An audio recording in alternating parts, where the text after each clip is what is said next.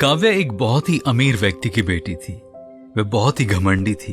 अपनी सहेलियों के बीच पैसों का घमंड दिखा दिखा कर हमेशा बात किया करती थी। अध्यापकों से भी ये अपेक्षा करती थी कि वो उसका खास ख्याल रखें। उन्हें अपनी ओर आकर्षित करने के लिए अपने पिता के अमीर होने की डींगे मारकर कहती थी, मेरे पिता बहुत अमीर हैं और उनका नाम संतोष है। आप लोगों ने उनका नाम तो सुना ही होगा।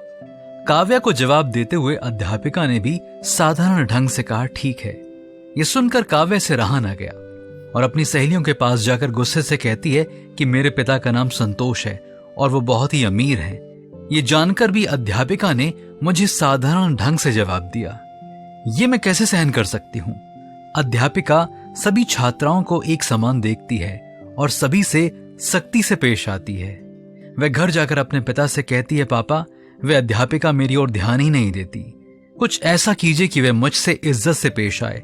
ये सुनकर पिता ने एक पत्र लिखा और उसे एक लिफाफे में डालकर काव्या से कहा, इस पत्र को अपनी अध्यापिका को दे देना, फिर देखना तुम्हारी किस प्रकार इज्जत की जाएगी।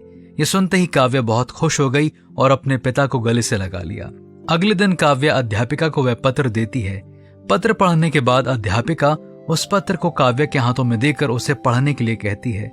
उस पत्र में लिखा था, मेरी बेटी एक अमीर व्यक्ति की बेटी है तो क्या हुआ, आप उसे भी अन्य सभी छात्राओं के समान ही देखना। उसे कोई प्रमुखता देने की आवश्यकता नहीं है। अगर आप उससे सख्ती से पेश आएंगी तो वह अच्छी लड़की बन सकती है। पत्र पढ़कर काव्या हैरान रह गई, मगर धीरे धीरे सुधरने भी लगी।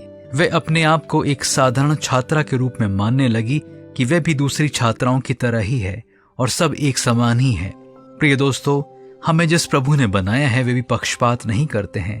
अन्याय करने वालों को उनके कार्य के अनुसार फल प्राप्त होगा। बाइबल में व्यवस्था विवरण 16वां अध्याय 19वीं आयत के आरंभ में लिखा है, तुम न्याय ना बिगाड़ना, तू ना तो पक्षपात करना। इसलिए आइए हम भी प्रभु के भय में होकर न्याय करते हुए, किसी के साथ भी पक्षपात ना करते हुए उसके पुत्र और पुत्री बनकर जिएं।